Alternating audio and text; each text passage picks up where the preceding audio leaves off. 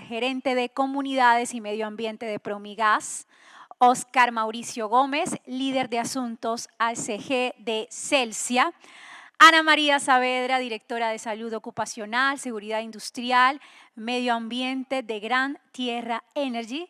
Por supuesto, también invitamos a Liliana Giraldo, gerente de gestión ambiental de Sierra Col Energy, y a Dora Moncada, directora del Centro Nacional del Agua y la Biodiversidad de la ANDI. Bienvenidos nuestros panelistas y, por supuesto, la moderadora de este panel. Para iniciar con esta conversación. Doctora Moncada, tiene la palabra, bienvenidos. Bueno, pues muy buenas tardes. Gracias a todos por permanecer acá en esta conversación que vamos a tener ahora en torno a asuntos de naturaleza y el sector minero energético. Y fue muy propicio precisamente tener esa conversación anterior, digamos, de las posibilidades que tenemos de energía basado en la naturaleza, porque precisamente la conversación que hoy tenemos es poder conversar qué significa naturaleza para el sector minero energético. Y quisiera un poco precisar para enmarcar esta conversación qué es naturaleza. Y naturaleza es más allá de biodiversidad. Pasa, por supuesto, por entender la biodiversidad como un activo, como un patrimonio, pero por supuesto también nos lleva a pensar en servicios de los ecosistemas, y eso traducido en los negocios pues implica la regulación hídrica, implica también la captura de carbono, el suministro de semillas, de materiales. Entonces los asuntos de naturaleza trascienden la biodiversidad, conectan con los servicios ecosistémicos, pero también nos conectan con clima, nos conectan con aire, nos conectan con suelo. Es decir, naturaleza es una gran sombrilla que nos permite conectar precisamente pues, las sostenibilidades del modelo minero energético, y en este espacio tenemos representantes pues, de la industria, del sector minero energético, tenemos delegados del sector oil and gas, también del transporte, de la energía, y precisamente en este marco pues queremos empezar a conversar un poco qué significa esto para los negocios. Quisiera entonces iniciar preguntándoles un poco cómo bajar este concepto de la naturaleza a la estrategia corporativa, cómo volver esto tangible en el modelo corporativo como un activo y sobre todo como un vehículo también de sostenibilidad de los negocios. Y quisiera entonces darle la palabra a Oscar para que nos cuente un poco cómo desde Celsia han venido integrando los asuntos de naturaleza en el modelo corporativo. Gracias, Dora, por la invitación, a la Andy, a Jaime, a Luis Guillermo de la Mesa Guajira, bueno, y a todos los que permitieron que estuviéramos hoy acá. Te voy a responder de la siguiente manera. Celsia, desde su identificación de riesgos estratégicos, entiende que el cambio climático y la biodiversidad suponen un riesgo, pero también una oportunidad para su estrategia. Suponen un riesgo de la pérdida probable asociada a sus activos, pero también suponen una oportunidad para desarrollar negocios y apostarle a la transición energética. Pero cuando hablamos de cambio climático, necesariamente hablamos de naturaleza. Inclusive el riesgo le cambiamos el nombre para ser anecdóticos, porque hablábamos de biodiversidad y se nos quedaba, digamos que, gran parte de los conceptos por fuera, y esa discusión la dimos llevándola al nivel que corresponde, y empezamos a entender a partir de algunos estándares internacionales que hemos ido comprendiendo y adoptando, que teníamos que tener una visión 360. Por supuesto, la variabilidad climática supone para una empresa donde el 70% de su matriz proviene, digamos, de hidroeléctricas, que se gestione muy bien el recurso hídrico. Y ese recurso hídrico acompaña el concepto de naturaleza, va más allá, por supuesto, porque es esa visión que estamos teniendo. Entonces, para Celsia es un riesgo estratégico. Celsia tiene 7 riesgos estratégicos y uno es cambio climático y naturaleza. De ahí, por supuesto, se desprenden una serie de actividades asociadas a la gobernanza de un riesgo estratégico. Supone entender cuál es la pérdida probable asociada a ese riesgo, cuáles las posibilidades que encontramos ahí, y tenemos, digamos que, unos niveles en los que revisamos el tema. El comité directivo revisa los riesgos estratégicos, las acciones, pero pues hay una mesa ASG que también baja esos riesgos, los vuelve riesgos tácticos, y también digamos que hay unos equipos operativos que despliegan todas las acciones alrededor del tema.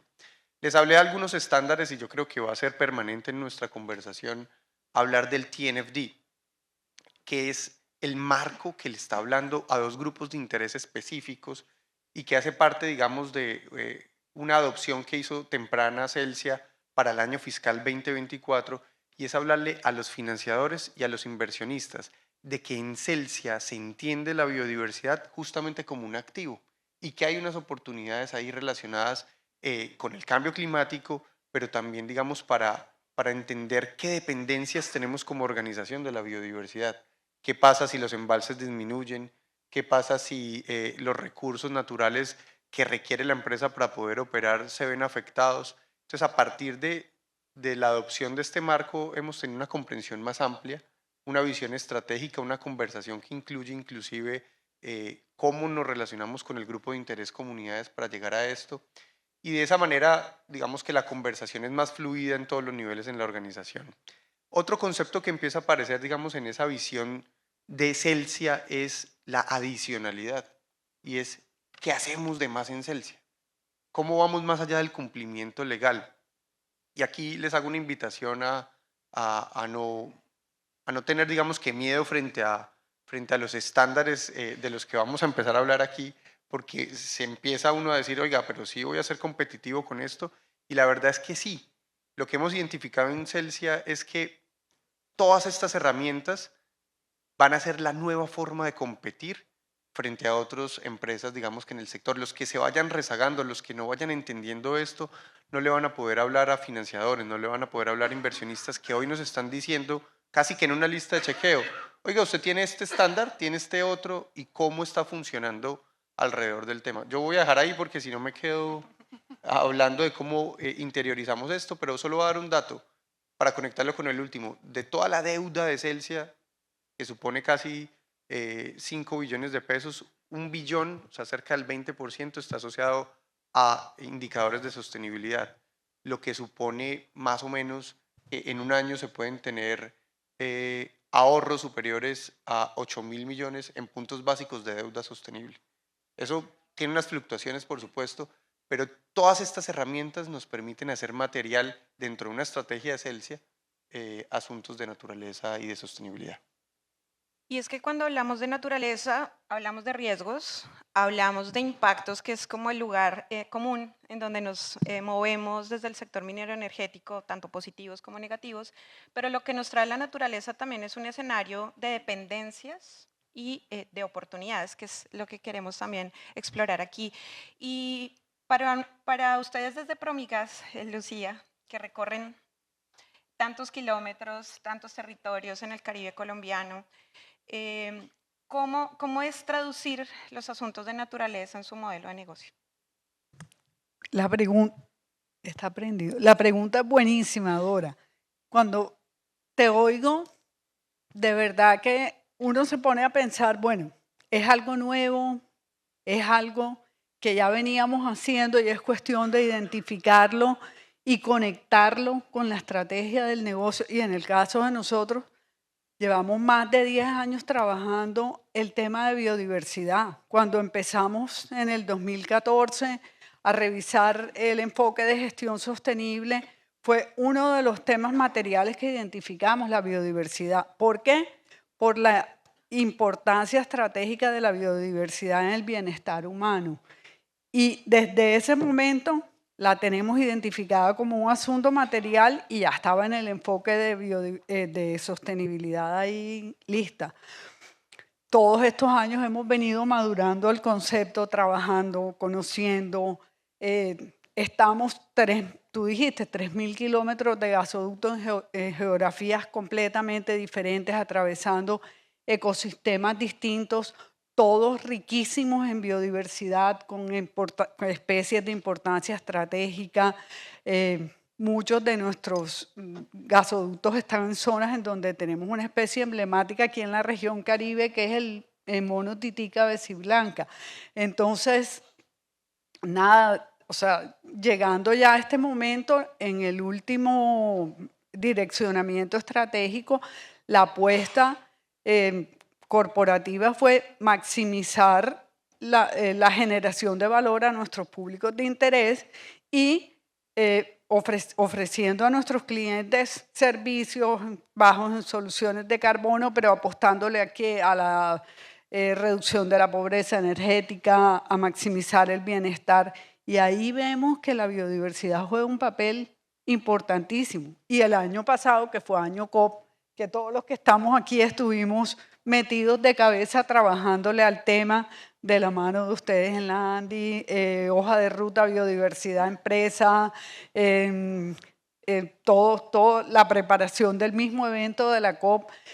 Tuvimos la oportunidad de hacer 2 ejercicios pilotos que fueron súper significativos. Uno fue el reporte con el nuevo estándar GRI, que nos dejó unos aprendizajes increíbles y nos permitió reflexionar, bueno, ¿por qué es que esto es importante? ¿Cómo esto le agrega valor a la compañía o cómo le agrega valor a nuestros grupos de interés? Y hemos estado mirando y profundizando. Empezamos también un piloto de TNFD en la zona de nuestra geografía en donde tenemos coincidencia de mayor cantidad de infraestructura de gas natural y ecosistemas estratégicos de mayor importancia. Y los resultados nos tienen pensando porque como compañía queremos definir una ambición de naturaleza, pero es complicadísimo cuando pasamos por tantas geografías, cuando cada una tiene tantas particularidades. Pero no, de las enseñanzas que nos han quedado, no es un tema del área ambiental, no es un tema del área de sostenibilidad, es un tema transversal a toda la organización.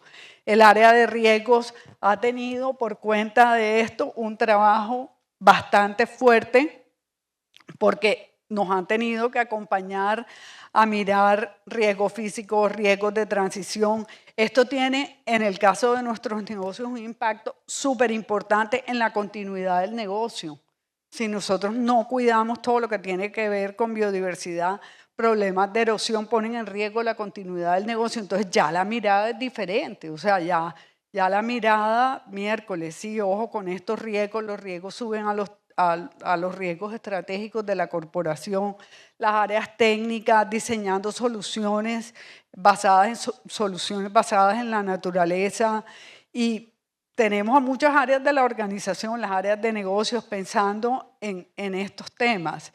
Y bueno, seguimos trabajando porque de verdad queremos definir compromisos enfocados hacia la naturaleza positiva, pero es una responsabilidad bien grande y hasta el momento lo hemos hecho con toda la responsabilidad del caso y seguimos mirando a ver cómo definimos métricas, que es tan complicado en este caso. Bueno, Lucía ya nos va planteando los retos que más adelante vamos a conversar y qué bueno que mencionaste la COP y qué bueno que se mencionó el Marco Mundial de Biodiversidad como referente, porque esta conversación de naturaleza, si bien pues ha tenido una historia, con el Marco Kunin-Montreal, que se, digamos, reconoce también en la COP16 acá en Colombia, hay una meta específica que llama al sector empresarial, es la meta 15. Todas las empresas medianas y grandes, pensaría que todas las que están aquí sentadas, tienen que medir sus impactos, riesgos, dependencias y oportunidades en la naturaleza. Entonces, esto, si bien, digamos, plantea un marco, digamos, de referencia, pues ya de alguna manera nos está dando unas señales del mercado. Y buscando ya más conectar esto con los territorios, porque ya hemos como abordado mucho el escenario, digamos, corporativo, yo quisiera aprovechar para preguntarle a Ana y luego a Liliana, cómo estas estrategias corporativas se traducen, digamos, de naturaleza, se traducen en aspectos concretos en el territorio, más en contextos pues, biodiversos, como por ejemplo los que opera Gran Tierra, estamos en los Andes, Piedemonte Andino Amazónico y también pues Orinoquía, Magdalena Medio. Ana. Sí, ahora sí. Bueno, en primer lugar, gracias a la Andy, gracias a mis colegas aquí panelistas por la oportunidad de compartirles nuestra experiencia en Gran Tierra. Así como mis colegas, y voy a retomar unas palabras tuyas, Oscar, hablamos de ir más allá del cumplimiento. Muchos de nosotros ya lo hacemos, pero para nosotros es una pieza fundamental de nuestro ADN. Así se llama nuestra estrategia, ir más allá del cumplimiento.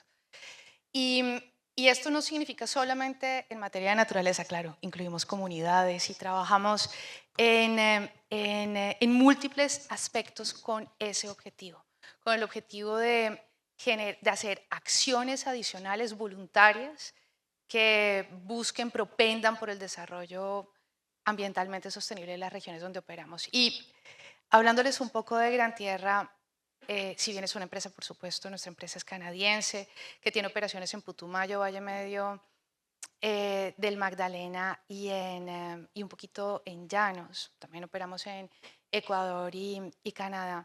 Quiero decirles, esta es una pequeña historia casi que personal, que nos sentimos todos un poco putumayenses. Todos sentimos un poco haber nacido en el Putumayo, y el Putumayo es una región absolutamente fantástica y llena de retos.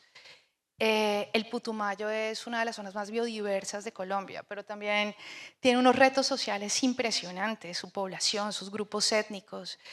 En materia pues, de orden público, todos ustedes seguramente lo han oído, y eso nos ha obligado a ir realmente más allá del cumplimiento. Y quiero contarles una anécdota, ya hablando de acciones concretas. O no una anécdota, un programa, un plan, algo muy ambicioso. En el 2017, Gran Tierra, siendo consciente además que para ir más allá del cumplimiento tampoco se puede ir solo.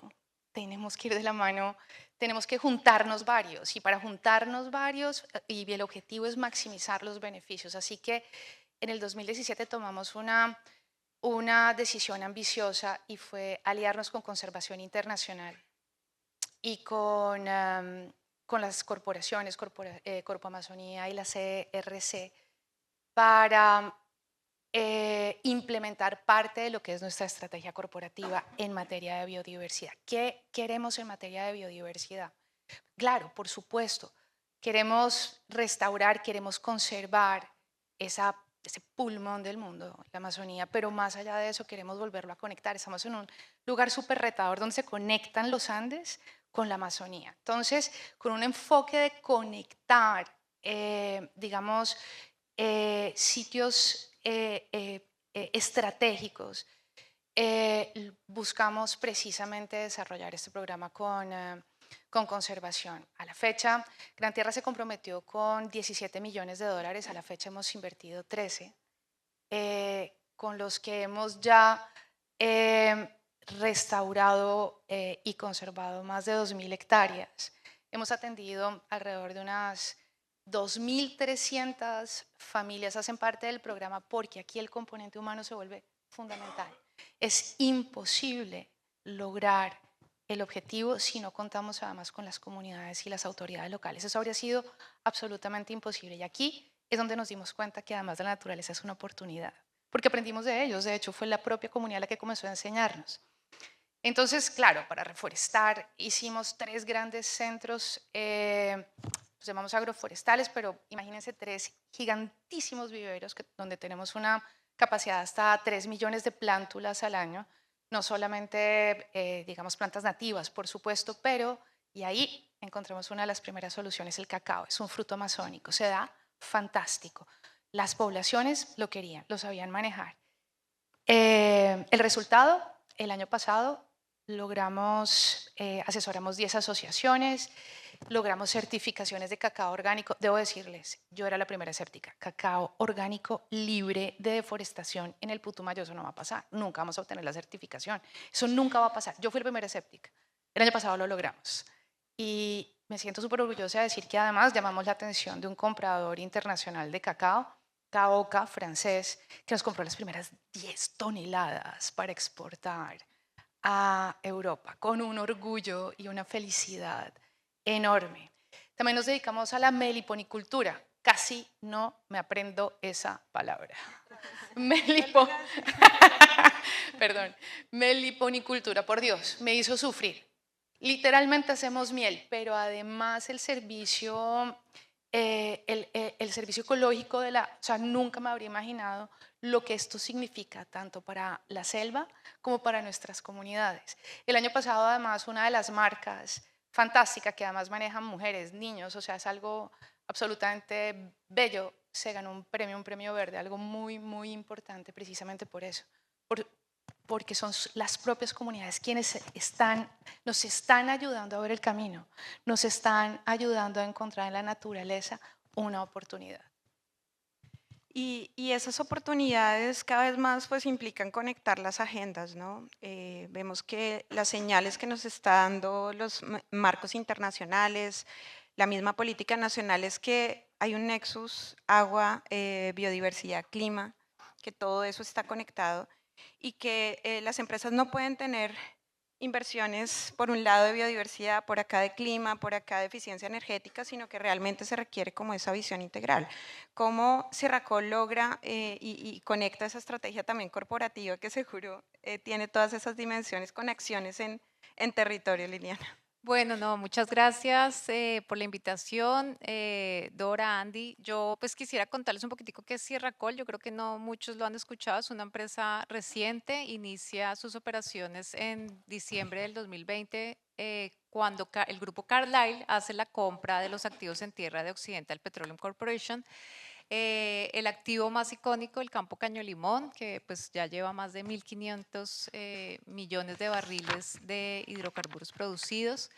Y Sierracol pues adquiere toda esa experiencia de más de 40 años operando en los llanos, en Arauca, adquiere otra empresa, Setco, Casanare, operan Meta con los activos que se adquieren recientemente en Cepsa.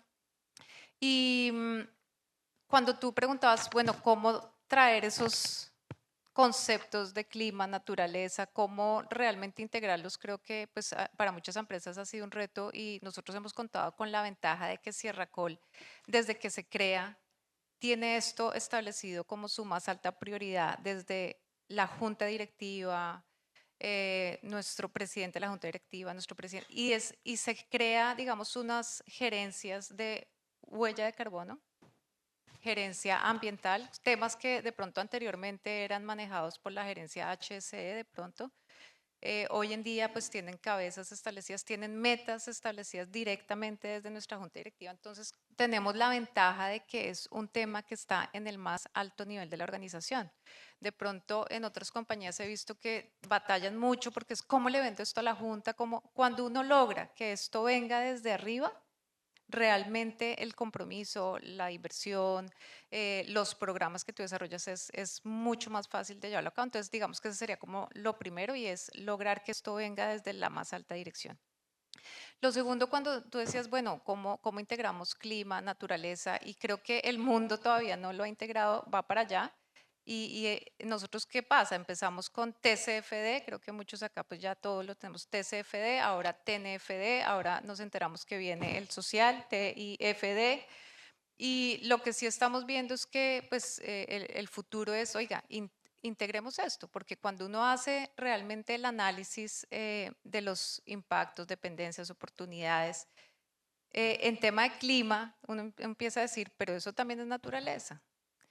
Una inundación que lo comentaba o el tema de estabilidad geológica, todo está integrado y creo que ese es el futuro, pero creo que ese es un reto, porque de por sí los marcos de referencia no están integrados. Entonces, ¿qué hacemos nosotros? Pues en territorio lo que hemos establecido es como un marco de acción en nuestro programa de biodiversidad, en donde lo que hacemos es pensar, bueno, 3 niveles, áreas donde tenemos control operativo. Y en esas áreas lo que nuestra visión es lograr áreas de conservación empresarial. Áreas donde, ¿por qué? Porque hemos visto que en las áreas donde tenemos control operativo y realmente, digamos, estamos nosotros, se han vuelto unas áreas de protección.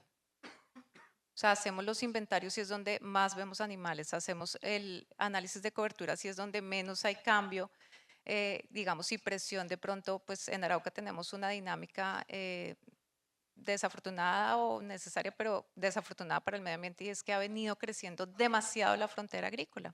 Entonces, hay demasiada deforestación y por eso en este primer círculo de áreas donde tenemos control, queremos apuntarle a áreas de conservación empresarial. Luego viene un segundo círculo que es áreas donde no tenemos control, pero tenemos influencia. Y estamos muy conectados con lo que hace Gran Tierra y es en este hacemos proyectos socioambientales. ¿Qué tipo de proyectos? Le hemos apuntado mucho al pago por servicios ambientales, acuerdos de conservación con incentivos. ¿Qué hacemos? Hablamos con las comunidades y les decimos, oiga, todavía nos queda un pedacito de bosque en estos predios, comprométase a cuidar ese bosque y nosotros como incentivo le entregamos un proyecto apícola, un agroforestal, un silvopastoril, ganadería sostenible, dependiendo de la necesidad de cada una de las comunidades. Y esto, pues, digamos ya a la fecha, pues en estos años que llevamos suscritos alrededor de 84 acuerdos para proteger alrededor de 550 hectáreas. Y creemos que ese es el camino en estas áreas donde no tenemos control y como operadoras, pues también tenemos que tener conciencia de que por más que tengamos toda la mejor voluntad, no podemos estar ni actuar solos y necesitamos esta articulación con el territorio. Y hay un tercer círculo que es áreas de importancia para el país. Y ahí estamos haciendo un esfuerzo grande por aportar a las áreas protegidas del país. Recientemente, el año pasado, adquirimos con recursos del 1% de una operación en el Meta 7.000 hectáreas para el parque, la conformación del Parque Serranía de Manacasías.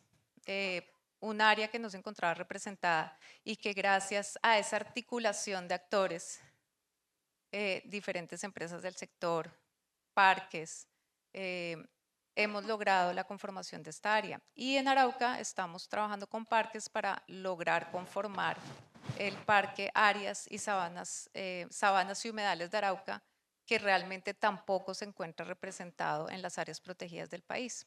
Entonces, de esa forma hemos venido desarrollando nuestro programa de diversidad y es a lo que le estamos apuntando. Y es que cuando mencionas a Parques no puedo evitar mencionar pues, lo clave que ha sido Parques en la alianza público-privada y cómo el sector mineroenergético ha sido vital para las áreas protegidas del país y eso poco se conoce, poco se menciona. Destacar que, por ejemplo, Gran Tierra, con recursos de inversión de no menos del 1% y, por supuesto, con el liderazgo de Parques, logró acuerdos de sustitución de cultivos ilícitos en Orito. Inguiande, los que no conocen, es un área protegida que queda pues, en el departamento del Putumayo, que resguarda no solamente patrimonio natural, sino también cultural, y es la primera área protegida libre de cultivos ilícitos, y eso lo hizo el sector hidrocarburos, pero de eso poco se menciona. Y particularmente Manacasíes es otro gran ejemplo. El gran financiamiento, el hecho de que hoy tengamos Manacasíes es gracias al sector también de hidrocarburos. Al norte del país también, con bosque seco, se ha logrado unos esfuerzos muy importantes para temas de conectividad de un ecosistema pues, estratégico. Entonces, sin duda esa alianza del Sistema Nacional Ambiental con el sector empresarial es vital y pues da frutos y poco se menciona.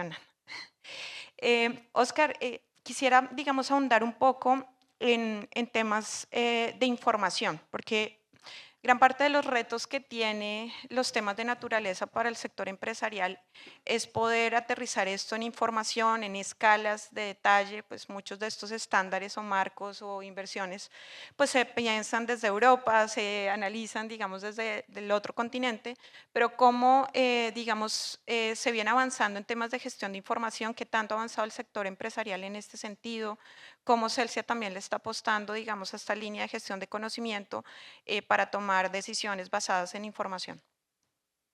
Gracias, Dora. Nosotros nos unimos a una campaña de publicación de datos de biodiversidad a través del CIP Colombia. Con eso hemos publicado a la fecha más o menos 62.000 registros o datos de importancia biológica utilizando la herramienta que se ha dispuesto en el Centro Nacional de Agua y Biodiversidad con la ANDI.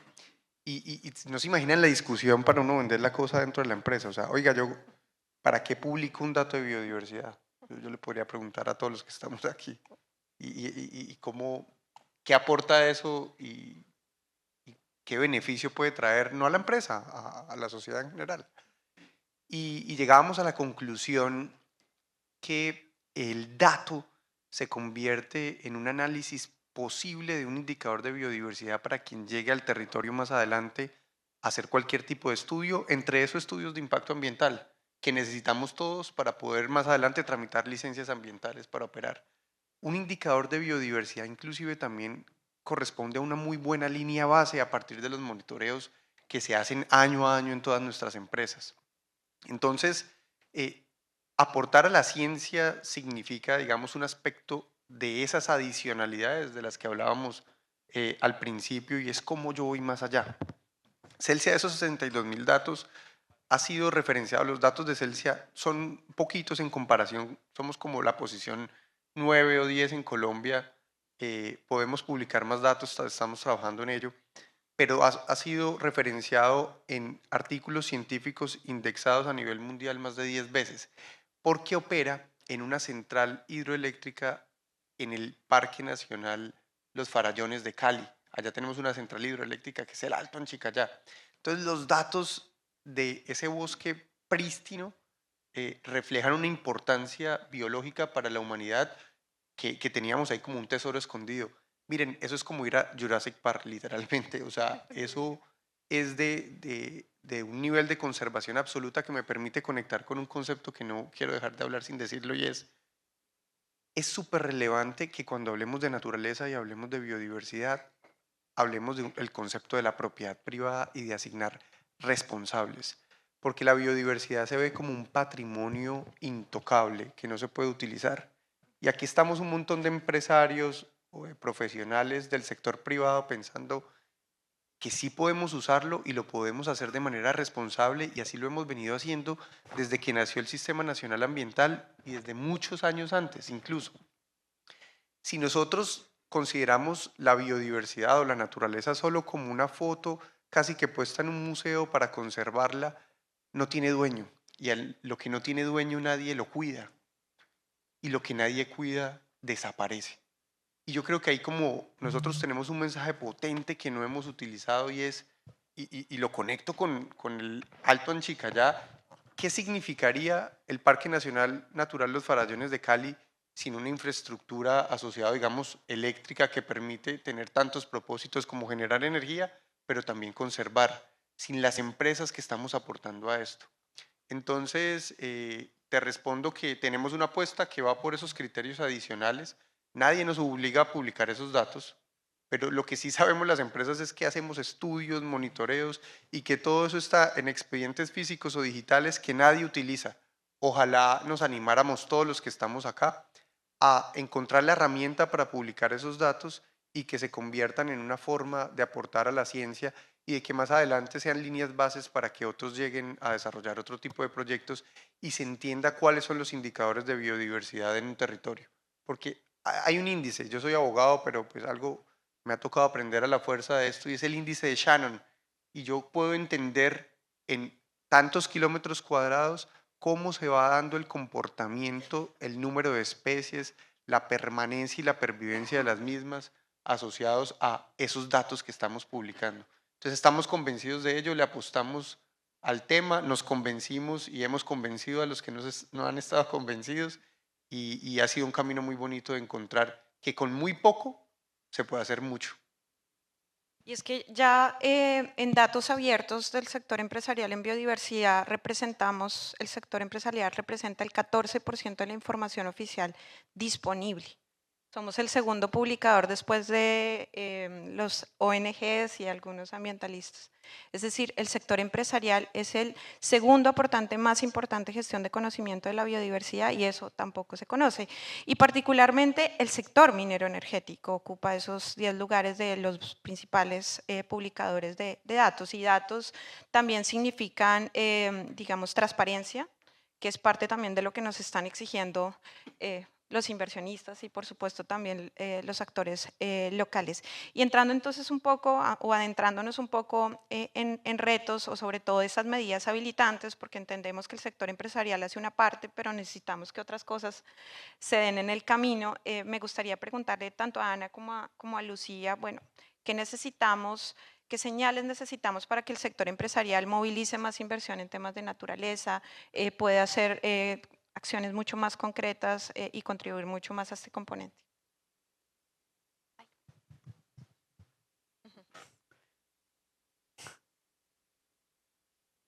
Bueno, creo que para todos sería claro que un sistema de incentivos mucho más, o sea, un sistema de incentivos, en primer lugar. Contar con un sistema de incentivos que haga que todo aquello que queremos hacer más allá del cumplimiento, todos y cada uno de nosotros, los que están ahí, sea algo que pueda ser permanente, que no dependa del OPEX, que no esté pendiente del performance de la empresa en el trimestre y demás. Si tuviéramos incentivos, y me voy a referir a algunos ejemplos, por ejemplo, el sistema de obras por impuestos podría prever un componente asociado a naturaleza, a preservación, conservación de la naturaleza en cualquiera de sus componentes o estrategias, agua, biodiversidad, etc. Creo que ahí seguramente muchos más de nosotros impulsaríamos acciones a largo plazo. Lo segundo es, pensaría yo, contar con un marco regulatorio un poco más flexible que nos permita evidentemente ser mucho más ambiciosos. Lo hemos visto un poco todo el día. Algunas de nuestras barreras son precisamente regulatorias y en algunos de los casos podríamos ser mucho más ambiciosos a la hora de digamos, comprometernos con acciones a largo plazo. Y lo último, y eso sí está en nuestras manos y es algo que podemos hacer todos los días, insisto, es el no podemos solos. Si no buscamos maximizar los esfuerzos a través de alianzas, como sea, público-privadas, privado-privadas, como las quieran llamar, pero esas alianzas son fundamentales para maximizar los beneficios del territorio. Creo ahí y en materia de alianzas que hay un factor fundamental y es considerar a las comunidades como un miembro aliado, es decir, un miembro que se beneficiará pero que tiene obligaciones. Si no tiene obligaciones frente a la alianza, posiblemente lo mucho que hagamos se va a perder. Lo hemos visto, o sea, creo que todo lo hemos vivido en muchos de los programas que hemos lanzado. Si la comunidad no se siente dueña, no cuida. Entonces creo que si además incluimos un componente de comunidades empoderadas y responsables de su propio futuro y responsables además de preservar y cuidar la naturaleza con un entendimiento claro, creo que podríamos, o sea, creo que con eso podríamos darle un vuelco también a esto y estoy segura que podríamos maximizar los beneficios de nuestros proyectos. Bueno, a la hora del almuerzo nos sentábamos, estábamos planeando los temas claves para compartir aquí y compartíamos dolores porque lo que nos duele a una nos duele a todas porque más o menos son los mismos, las mismas situaciones. Uno de los retos que nos impide avanzar con la fuerza, con el dinamismo que quisiéramos es la falta de predios, es la dificultad para conseguir terrenos a donde desarrollar los proyectos de conservación y de restauración. Y a eso se suma también un poquito la descoordinación entre las autoridades locales y la autoridad nacional. Entonces se enfrenta uno a reglas de juego distintas, a directrices que no van encaminadas hacia lo mismo y aparte de eso esa dificultad de conseguir el dónde efectuar estas actividades de conservación, de restauración. Y también veíamos que un habilitador en todo este ejercicio de la protección de la naturaleza son las comunidades, y lo estabas diciendo tú ahora. Si no trabajamos de la mano, si no trabajamos articuladamente, el resultado, el impacto de esto que estamos haciendo no va a ser sostenible en el tiempo. Y son inversiones grandes y son apuestas generosas que bien vale la pena que todos los esfuerzos y que toda la atención y que se direccionen se movilicen todas las políticas y todo lo que se requiera para que se faciliten las actividades desde las empresas. Y yo a veces digo, las empresas será que nos echamos flores, pero realmente en estos temas de naturaleza, a las empresas le hemos aportado al país muchísimo, desde lo obligatorio, muchísimo, desde lo voluntario, también muchísimo. Entonces, eso no se puede perder de vista y si logramos alinear todos esos actores, estoy segura que vamos a poder hacer muchísimo más y a contar muchísimas más hectáreas de las que estamos contando ahora. Sí, al final las metas del país son las metas del sector empresarial. Si tuviéramos claras esas apuestas, pues estamos seguros que el sector empresarial se alinearía de manera clara y contundente. Y conversando previamente, hablamos también del tema del financiamiento, que creo que pues quiero rescatarlo porque no lo teníamos aquí tan presente. Y hablábamos precisamente con Liliana pues de lo complejo que es y de la necesidad de sentar en esta mesa sí al sector empresarial, sí al gobierno, sí a las comunidades, pero también al sector financiero. Liliana, ¿cuál ha sido como esa experiencia, cuál ha sido como ese reto de sentar al sector financiero en esta conversación? Bueno, yo creo que el sector está sentado, pero el problema es que no nos entendemos. O sea, y lo que, por lo menos la experiencia que yo tuve en la COP es que todo el mundo quiere, o sea, el tema de naturaleza, y por eso lo decían otros paneles, es un tema común y todo el mundo puede hablar de naturaleza porque interactuamos con ella todos los días, dependemos de ella, o sea, inclusive creo que Bruce lo decía, no es el 50%, es el 100% de la actividad humana depende de la naturaleza. Entonces, digamos que el reto que hay es que hablemos el mismo idioma.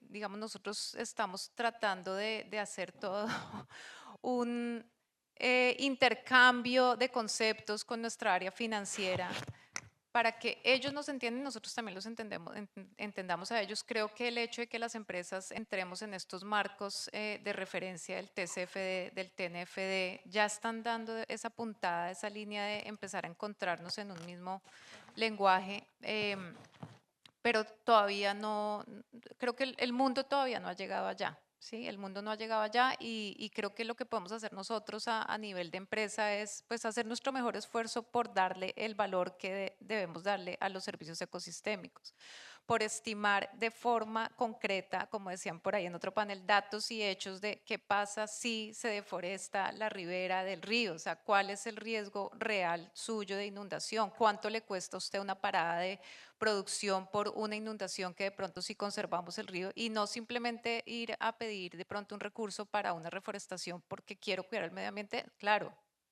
punto primero, pero punto segundo es que si yo cuido esta ribera, estoy cuidando la operación. Entonces es cómo integrar esa conversación, esos conceptos ambientales con los conceptos financieros.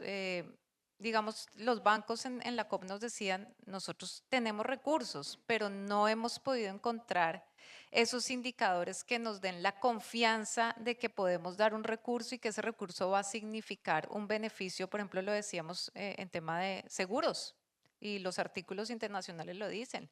La industria de los seguros se vería muy beneficiada si invirtiera en naturaleza, pero ¿cómo concretar eso en hechos y datos que permitan dar esa confianza al sector financiero? Entonces creo que ahí debemos trabajar muy fuertemente, creo más desde el sector ambiental, en desarrollar ese lenguaje y esos datos y hechos concretos en términos de valores que permitan interactuar con el sector financiero. Y ahí también va a ser fundamental la taxonomía verde de Colombia. Si bien contamos con una, pues, que es la base, la actualización contempla integrar los temas de biodiversidad y adaptación. En la medida en que podamos tener un lenguaje común, sector financiero y sector empresarial, seguramente estas inversiones también se van a catalizar. Y ya para dar cumplimiento un poco al tiempo que Jaime me dijo, bueno, nos ajustamos al tiempo, quisiera que cada uno pues diera un mensaje al empresariado frente a, pues, a lanzarse a tomar acción. Digamos, hay un llamado a la acción y esa acción no puede ser mañana, es muy urgente tomar ya acciones, digamos, es inminente hacerlo.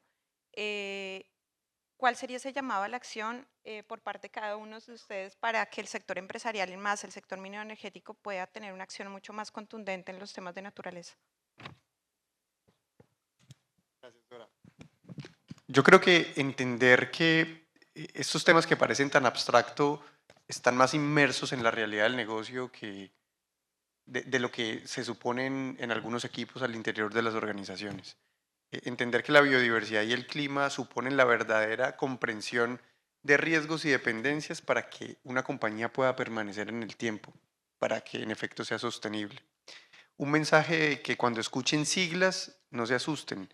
Muchas de esas cosas seguramente ya están interiorizadas en los equipos internamente y se ven más sofisticadas de lo que son cuando uno va a ejecutarlas. y un mensaje de que nos tenemos que unir más y trabajar más en alianza, porque tenemos acciones por empresa o acciones individuales que seguramente podrían ser más potentes si hubiese una conversación más fluida entre las empresas. Y me devuelvo solo a las ideas de qué hacer terminando la intervención, y es, existen la brecha entre la biodiversidad y la naturaleza frente al cambio climático, porque todos sabemos que una tonelada de CO2, por lo menos, con base en el precio de carbono en Colombia, cuesta 25.000 pesos, ¿sí? $6, $7. Pero en biodiversidad no hemos logrado, y en naturaleza, asignar un valor económico a una hectárea de bosque protegida o algún instrumento financiero que lo permita. Tenemos los bancos de hábitat y estamos trabajando en eso, hay empresas decididas para fomentarlos, pero no hay tierras. ¿Qué tal si nos pensamos que los bienes baldíos de la nación o los territorios baldíos se puedan utilizar y fomentar para bancos de hábitat? O sea, ¿a quiénes tenemos que articular para eso? Llamar a la Agencia Nacional de Tierra. ¿Cómo lo trabajamos? Ahí hay ideas y hay gente trabajándole a eso, pero tenemos que fomentarlo, y con seguridad vamos a cumplir los propósitos nacionales, los propósitos internacionales, y seguramente vamos a poder encauzar mejor los recursos de todo el sector privado. Bueno, muy rápidamente una palabra: oportunidades. Asociado a naturaleza hay grandes oportunidades de negocio, y tal vez estamos muy familiarizados con impactos, con riesgos, con medidas de mitigación, y si nos adentramos en el mundo de las oportunidades vamos a encontrar cosas maravillosas.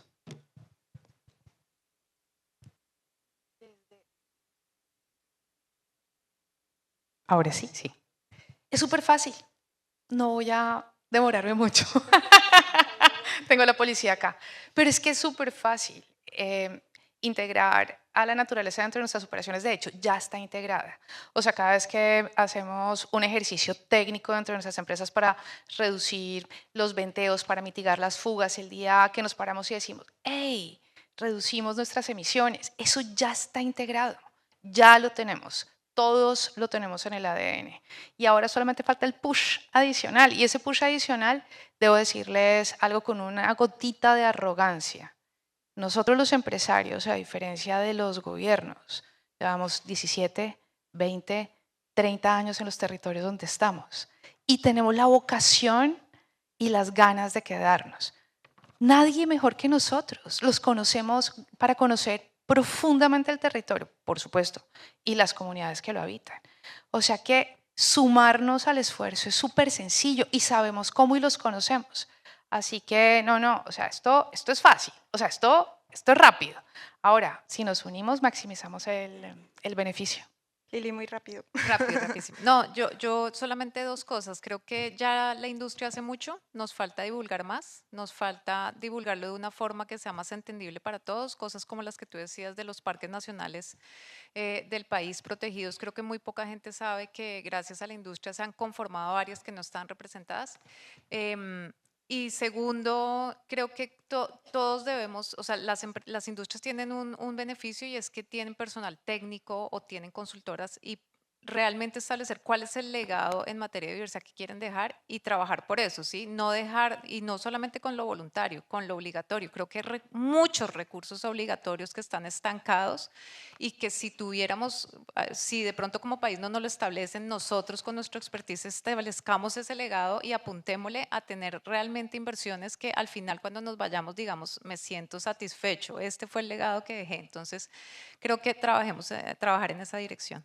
Bueno, cierro diciendo que el llamado es a la acción, a poder concretar estos marcos de reporte, esta divulgación en acciones muy concretas, y nunca perder de vista el para qué lo hacemos. Muchas gracias.